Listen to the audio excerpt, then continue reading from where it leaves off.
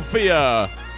Much to my regret, our good friend Barney in the Discord made a great point at some point this weekend. I just can't remember when. I understand that everyone wants Kevin Potato fired. You and I do. I think there should be an immediate change to Scott Loeffler, and we went over that on the last episode. However, in reality, the Eagles are more than likely not going to do that. Kevin Potato is going to be right here this week cheering on a nice old game plan for the Vikings, and we're going to grit and bear through it. So give me some realistic options. This is Barney saying this. Give me some realistic options on how to fix this offense. I'm going to give you 5 of them. I'm going to list them real quick for you, and then we're going to go back and talk about every single one of them. So, number 1, this offense needs an identity first and foremost. You're now a passing team. 2, Saquon Barkley is wide receiver 3 in the first half and RB1 in the fourth quarter. Decide what you want to do with him in the third quarter just by what happens in the game. Number 3, you will go empty the majority of the time that you're out there, and I want half of the drives in tempo. At Jalen's pace, too, by the way, where you're comfortable just saying, chuck it, fuck it, and there's A.J. Brown. Those type of drives. We need a couple of those that are thrown in. Number 4, A.J. is in the slot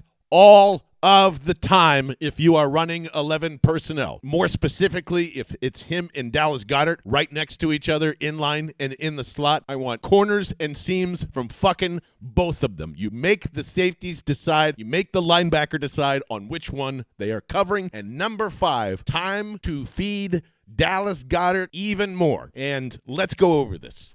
You are a passing team now because your guards can't do it at the moment. You're going to have to wait until Landon Dickerson comes back in if you want to be a run-first team. This isn't me saying you got to throw the ball just to throw the ball or to make A.J. Brown happy. None of that stuff. It's just what it is. It's what it is at the moment. And I don't like the tiptoeing around, we're finding our identity. We're finding our identity. That's the problem. You're kind of half of a bad running team and 3/4 of a bad passing team with some really creative and great plays in the red zone. And I'm even acknowledging that. I want to talk to all of you losers, by the way, who are very mad about, I think you're calling it like cheap ways to get Dallas Goedert touchdowns or cute ways to take things out of Andy Reid's playbook. I don't care. They're working. I think most of that is fantastic. You got 3 tight ends over there. Jalen's over there. There's wrinkles to be had. And one of those wrinkles that I believe is kind of running the oop-de-oop. And that's the only football term that I know, and that comes from Varsity Blues, as most of you probably know that by now. I want A.J. Brown on one side. You could put 4 people over there, 3 tight ends and Saquon Barkley, and just run that at tempo. Make people decide, you know?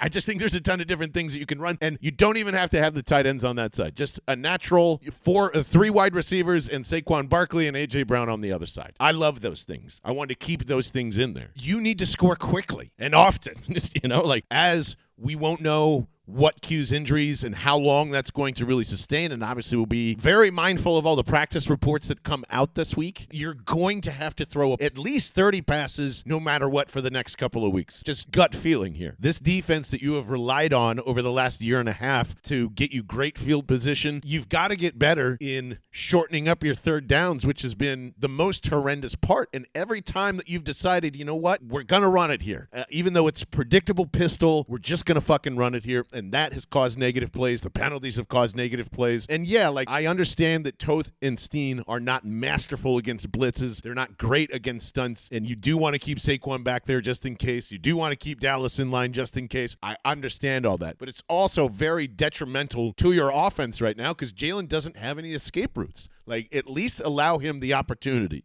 that if he wants to break his pocket and go to the right, that he has 0 options to get there. You know, you need to keep his legs nice and free. Plus, you're going to find out if Jalen Hurts has a spy on him at the beginning of the game right away. And if he doesn't, I do think that opens up your running game even sooner. It could open up your running game very quickly. But the best part about Jalen Hurts and this offense always, as we have discovered, is his legs need to be as free as possible to go pick up first downs. We need him to feel like he can still do that. And that's also why, when I'm saying scoring quickly, Saquon needs to be a part of that equation. You've got to have him in a big Darren Sproles type of role where I'd like him in motion, in orbit motion, the majority of the game. Holy shit. I'm not kidding you. There is a fucking eagle that just flew into the backyard, winked at me, and just flew away. I had to tell you. I don't know if that was divine intervention or not. I was about to pick the Vikings to win this week, but I'm gonna change my mind based on that. Where the hell was I? All right, Saquon Barkley. All of his touches have been in the negative EPA so far, meaning meaning like every time he touches the ball, the expectation that you're going to score points on that drive goes down, which is a really hard thing to swallow because, one, we know Saquon isn't like that, and two, I think the majority of the run game is mostly just uncreative at this point in time. So let's just take it out of their hands is what I'm saying. Like, put the ball in Saquon's hands however you can get it. And of course, I say this because I'm obsessed with NCAA passing routes.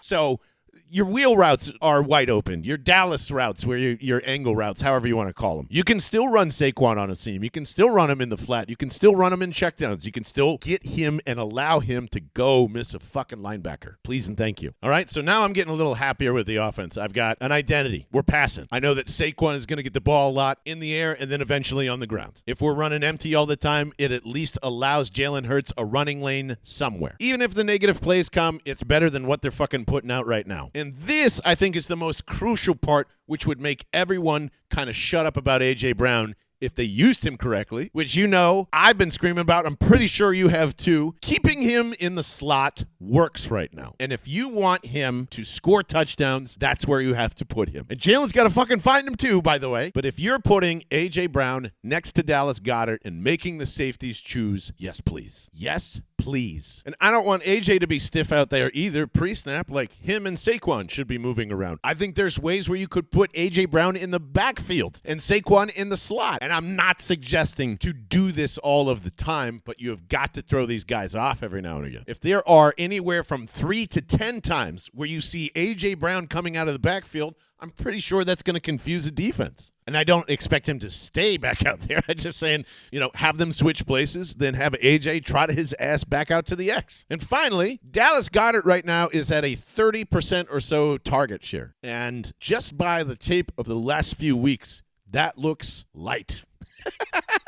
That looks light. I'm going to increase Dallas Goedert's target share to 40%, and I obviously will make a note to that 40% as if his knee is doing okay and he can handle all this. I mean, he's out there anyway. I don't think he's missed too many snaps out on the field. He's your touchdown maker right now, which also leads me to believe that Scott Loeffler, his ideas are getting through here, because I'm not going to say that he was a very tight end forward offense, but some of these concepts look like Harold Fannin Jr. from Bowling Green. And I think if you're running that type of offense 60% of the time, you're running empty, you're making Saquon go all over the place, you're almost kind of boring people to death with how much you're throwing or how fast the game feels. And man, I know this is starting to sound like a Chip Kelly old school offense, and I beg you, that is not what I am telling the Eagles to do. I am not making A.J. Brown, quote-unquote, happy. I'm not going to go and say, we're going to give the ball to A.J. Brown and everything's going to be fine. I'm going to throw it to who's open, and I'm going to tell Jalen the same thing. You can't fix this. Whatever this thing is between Jalen and A.J., you can't fix this. I think I said this on Twitter, and I'm not sure if I said it here. They just don't bring the best out of each other. And rather than try to run your head into a goddamn wall, A.J. Brown is just going to sit there, mope, and be miserable. If he just subjects himself to